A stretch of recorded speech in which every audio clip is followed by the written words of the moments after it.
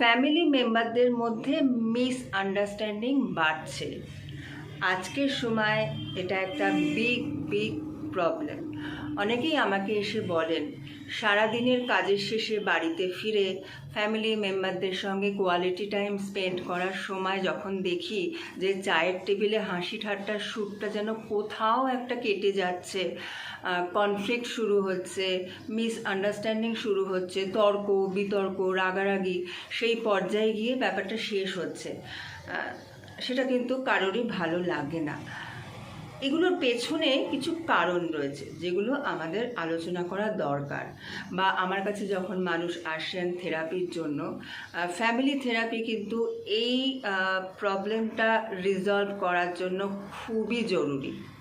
প্রথমত কি কি কারণে এই মিসআন্ডারস্ট্যান্ডিং হয় সেটা আমরা একটু বলে দিই। পুওর কমিউনিকেশন কি কি আছে তার মধ্যে?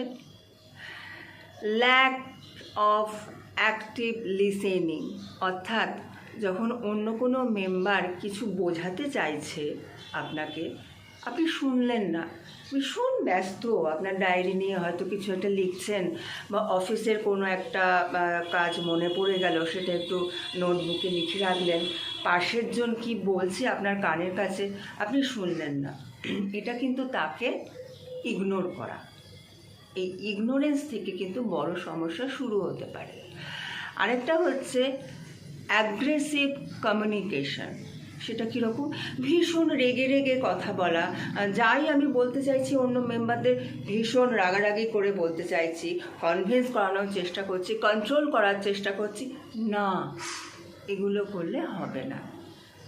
আরেক দল আছেন যারা একদম প্যাসিভ কমিউনিকেশনের পক্ষে, মানে তারা যে কী বোঝাচ্ছে তারা নিজেরাই বুঝতে পারছে না, অন্য মানুষ কীভাবে বুঝবে।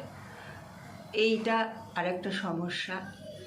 আর যেটা প্রত্যেকটি মেম্বারকে ফ্যামিলির মধ্যে প্রত্যেক মেম্বারের ইমোশান, নিড, ইন্টেনশান এগুলোর দিকে নজর দিতে হবে। আমি ইমোশনালি কী চাইছি সেটা অন্য মেম্বারকে বুঝতে হবে, বা আমার চাহিদা কী কী আছে ফ্যামিলির মধ্যে, আমি অন্য মেম্বারের কাছে কি এক্সপেক্ট করতে পারি, সেটা কতখানি সে রাখছে বা রাখছে না, তার থেকে কোনো প্রবলেম হচ্ছে কি না, এগুলো কিন্তু সবটা বুঝে নিতে হবে। এই পুওর কমিউনিকেশন ছাড়াও আরও দুরকম সমস্যা রয়েছে। আরেকটা হচ্ছে আনরিজলভড কনফ্লিক্ট, পাওয়ার স্ট্রাগল, তার মধ্যে 1 নম্বর। মানে কে পাওয়ারে থাকবে ফ্যামিলির মধ্যে সেই নিয়ে অনবরত মেম্বারদের মধ্যে স্ট্রাগলিং চলছে। এ বলে আমায় দেখ, ও বলে আমায় দেখ, এটা হলে কিন্তু একটা ফ্যামিলি কখনোই হ্যাপি হতে পারে না। আরেকটা হচ্ছে সবসময় ব্লেম দেওয়া, কোনো একটা দুঃখজনক ঘটনা ঘটে গেছে ফ্যামিলির মধ্যে, এই তোমার জন্য এটা হলো, না না আমি দায়ী নই, তুমি সম্পূর্ণভাবে দায়ী। এই যে একে অপরকে ব্লেম দেওয়া কন্টিনিউয়াসলি, বা ক্রিটিসাইজ করা, তোমার চালচলন ভালো লাগছে না, না তুমি আমাকে এইভাবে বললে কেন, তুমি তো হাসি হাসি মুখেও বলতে পারো, এইরকম আর কি অভাব অভিযোগ, ব্লেমিং, ক্রিটিসাইজ করা, এগুলো চলতেই থাকে প্রতিনিয়ত, প্রত্যেক দিন চলতেই থাকে। সেটা হলে ফ্যামিলি হ্যাপি হবে না। আর হচ্ছে ডিফারেন্ট পার্সপেক্টিভস। ফ্যামিলি মেম্বারদের প্রত্যেকের ডিফারেন্ট ভ্যালু থাকে, ডিফারেন্ট বিলিফ সিস্টেম থাকে, বা প্রত্যেকের জীবনে কিছু পাস্ট এক্সপিরিয়েন্স যার উপর ভিত্তি করে সে পরবর্তীকালে বিহেভ করতে শেখে, সেইগুলো কিন্তু মেম্বার টু মেম্বার একদম ডিফারেন্ট হয়। প্রত্যেকের পাস্ট এক্সপিরিয়েন্সের উপর ভিত্তি করে যে বিহেভিয়ার চেঞ্জ, সেটাকে সম্মান দিতে হবে এবং সেটাকে গুরুত্ব দিয়ে তার সঙ্গে আলোচনা করতে হবে। মানে প্রবলেমের ডিপে ঢুকতে হবে।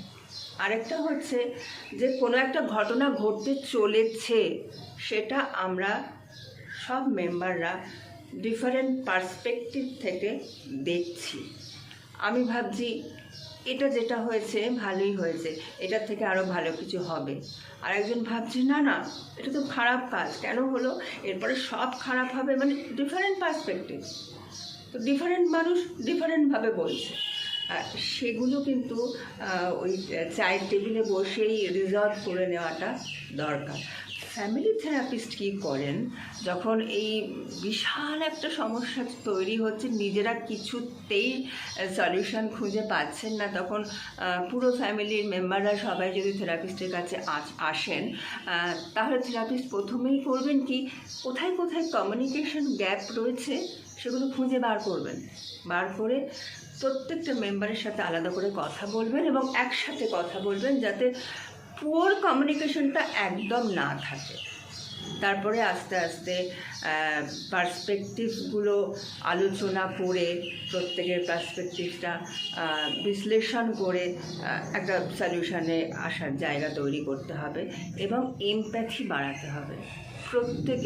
প্রত্যেকের জন্য ভাববে, প্রত্যেকে নিজেকে অন্যের জায়গায় রেখে তার দিক থেকে ভাববে, তাহলেই কিন্তু সমস্যার সমাধান সম্ভব।